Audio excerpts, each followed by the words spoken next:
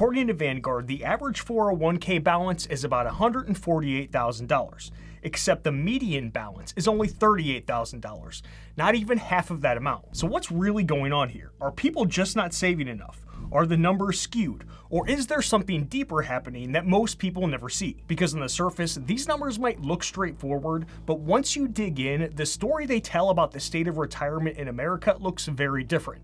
So let's break down the numbers by age group, why they can be so misleading, what's really driving these gaps, and what it says about how the retirement system is built. For those under 25, the average 401k balance is about $6,900 and the median is $1,900. This group is just getting started, often in their first or second job, and many were automatically enrolled without even realizing it. The balances are small right now, and that makes sense. Most are on the grind of paying off student loans and finally starting their real grown-up life.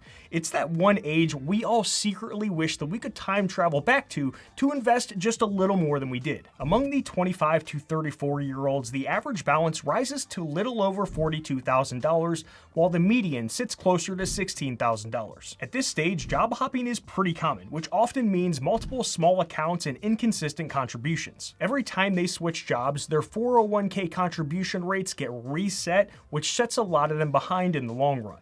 This group benefits most from developing consistent savings habits before lifestyle inflation takes over. For the 35 to 44 age group, the average climbs to about $103,000 and the median to about $40,000. By now, many of the people in this group have hit their higher income years, but also have heavier expenses for mortgages, children, and home upgrades. It's what I like to call the squeeze decade. Earnings rise with career progress, but expenses explode for mortgages, kids, and lifestyle upgrades.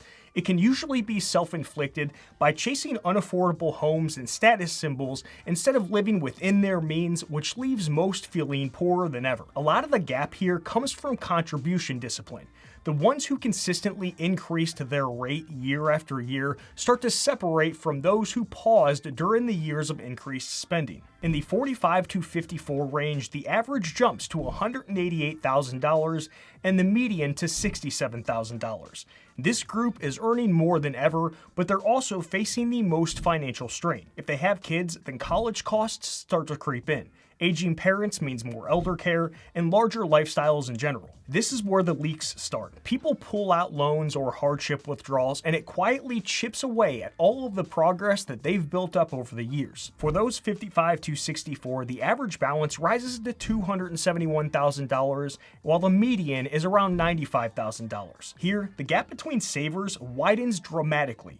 Some have steadily contributed for decades, while others stopped and restarted multiple times. The difference between these two savers often has little to do with investing skill and everything to do with consistency and behavior. And finally, for those 65 and older, the average peaks at $299,000, but the median falls slightly to $95,000. The huge gap between the average and median proves the distribution is widely skewed, since the typical retiree has barely a third of the average. It directly reflects uneven participation. Many never contribute much or at all, skip employer matches, or raid the account early. Plus, not to mention big differences in income, discipline, and investment luck. Now, looking across these numbers, they might appear straightforward. Balances rise with age, but the story is a little more complicated. Younger savers have had less time for compounding. Mid-career savers are finally seeing years of contribution stacking up, and those near retirement have decades of market growth behind them. On the surface, it might look like a lot of these people are way behind on saving for retirement, but it's important to remember that this data doesn't tell the whole story. It only includes 401ks held at Vanguard, not IRAs or brokerage accounts people might have elsewhere. And for savers 25 and older, job changes are another factor. Many workers have multiple 401ks scattered across different past employers. I laid out what to do with an old 401k in another video because I noticed too many people were making this mistake. It'll be linked at the top right of the screen and down in the description. So that $39,000 median for someone in their late 30s, for example, might just represent one piece of the puzzle, not their total retirement savings. Still, the takeaway is clear. When you hear that the average 401k balance is $148,000, Remember that most people's real numbers across all accounts are likely a lot different, whether that's far higher or far lower. Which raises the real question, why are these average and median numbers so distorted in the first place? Especially as we move up in age, because the gap is massive. While income and discipline have to do with it, it's also about how averages actually work and how they can completely warp your sense of progress if you don't know what's behind them. I like to call this the Warren Buffett effect. Here's what I mean. Imagine 10 people standing in a room. Each of them has $100,000 in their 401k. The average balance of that group is obviously $100,000. Then Warren Buffett walks in, and for fun, let's say his 401k equals his $147 billion net worth. Now the average 401k balance of the room just jumped to around $13 billion. Those 10 people, each with their $100,000, are suddenly told they're billionaires based on the average balances of the room. But they're all standing there looking around thinking, what the heck? We sure as hell don't feel like billionaires. And that's the flaw with averages.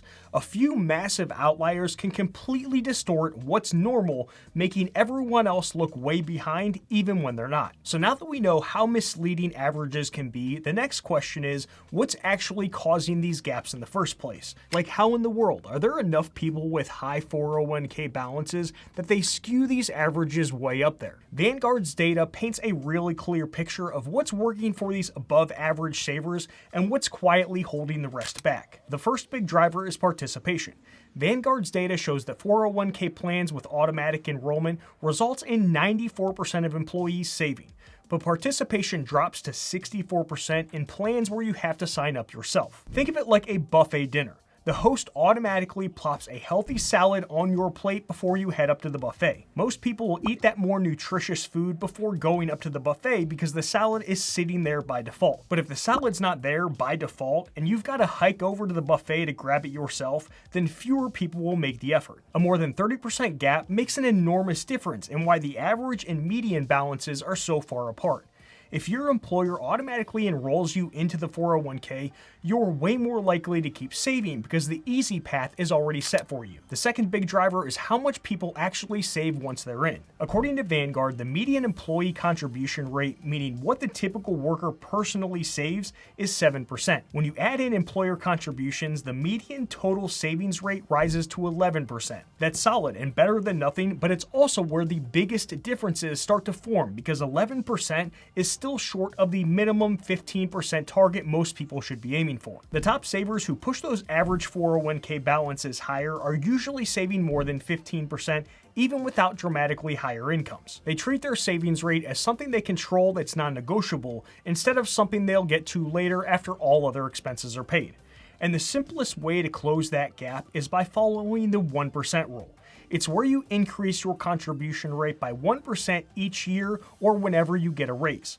Since this is such a small bump, most people barely notice it month to month. Here's how powerful this can be. Let's say Nico starts saving 7% of his income at age 30, earning $75,000 a year, and increases that rate by just 1% each year until he hits 15%. With a 7% average annual return and no assumed raises, that 401k grows to about $1.3 million by age 65. If he stayed at a 7% contribution the whole way, then he'd only end up with around $726,000. That's roughly $600,000 more without picking a different fund or timing the market, just by nudging the savings rate up a little bit each year. And keep in mind, this is only based on a static income and personal contributions.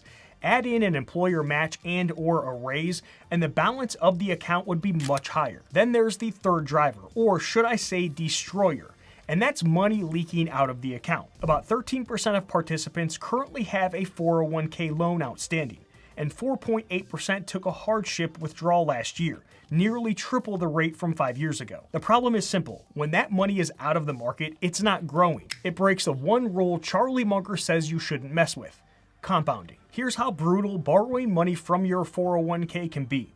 Let's say there's this Nepo baby named Lance Stroll. He borrows $10,000 from his 401k at age 35 and pays it back evenly over 5 years while the market grows around 7% a year. He ends up with about $11,500 instead of the $14,000 he would have had if he had just left it alone. That's roughly $2,500 gone just from borrowing the money and missing out on the growth. But it doesn't stop there. That $2,500 he missed out on could have kept compounding too. By age 65, that lost growth snowballs into roughly $14,000 missing from his retirement account. And that's just from one $10,000 loan to himself. The worst part is that since this is more of a silent opportunity cost, the people who take out a 401k loan have no clue how much money they actually lost.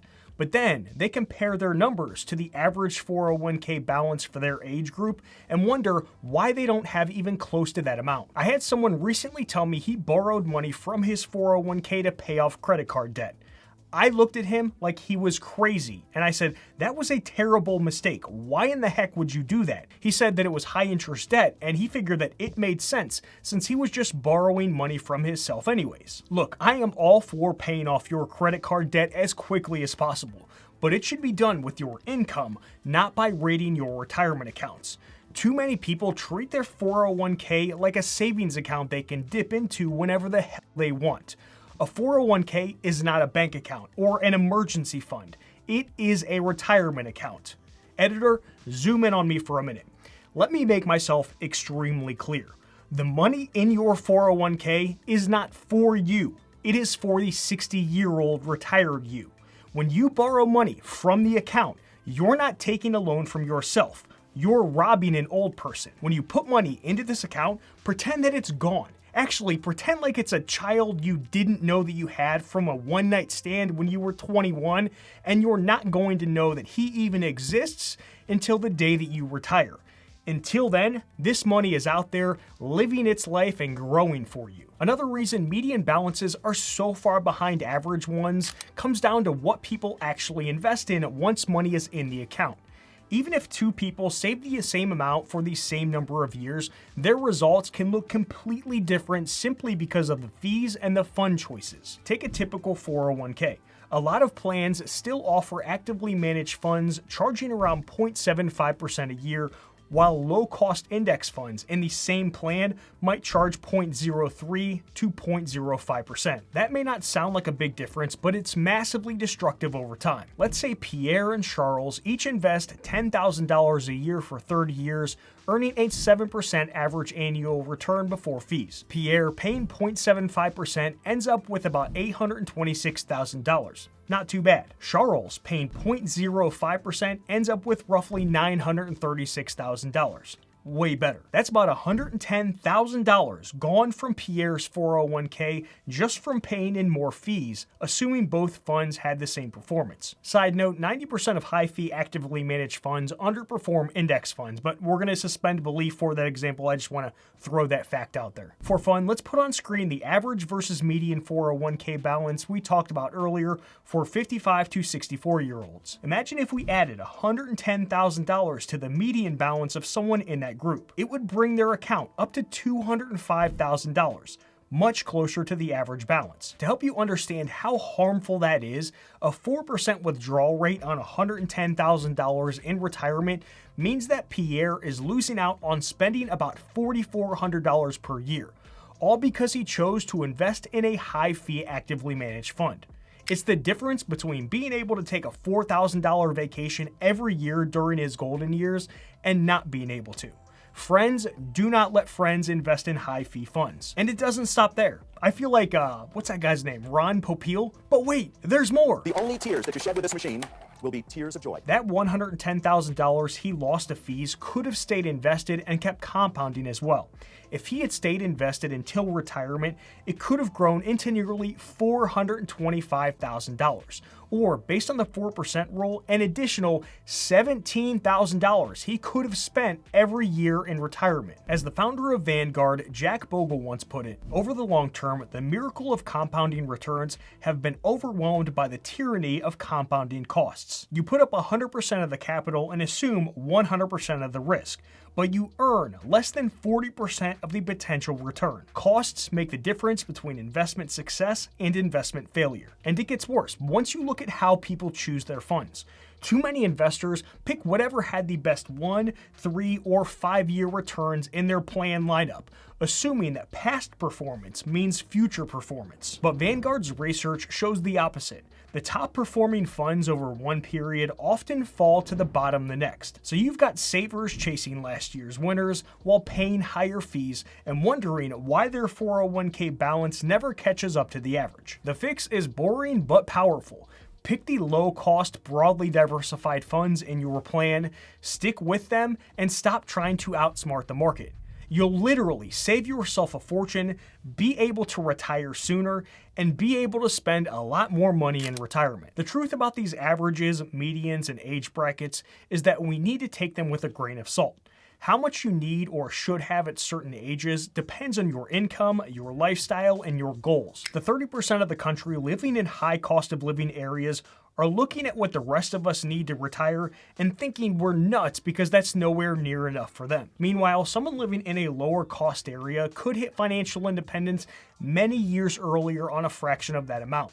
While it's great to aim to be close to the average if you can, if you're not there yet, the key is being brutally honest about what got you here and what needs to change to close that gap. I know this might sound a little corny or come off a little corny, and you might be like, Jarrad, that's so stupid. Why would you even say that? Everybody knows that. But what's cool about all of this personal finance stuff is that no matter where you're at right now, you can wake up tomorrow morning and completely change the direction of your financial life. You do not need permission from anyone to get your financial life in order so that you can get closer to those average 401k balances or average net worth balances or above those amounts. Because what really matters are the things you actually control. Your savings rate, getting out of and staying out of bad debt, your income, whether your money stays invested in the market, and whether you're consistently moving in the right direction. And here's what's easy to forget. Progress with money doesn't happen in big chunks. It happens through very, very small, boring decisions stacked up over time. That's how the average or above average balance eventually becomes your baseline, and your baseline becomes what someone else looks up to later. There's also a deeper reason why so many people feel like they're constantly falling behind. It has to do with how the system itself was built and the way the rules were never really made with you in mind. You can learn all about that in this video to your left next, where I break down exactly how the retirement system is designed to fail you and what you can actually do about it. Work with me one-on-one down in the description below. Hit that like button before you go. I'll see you in the next one, friends. Done.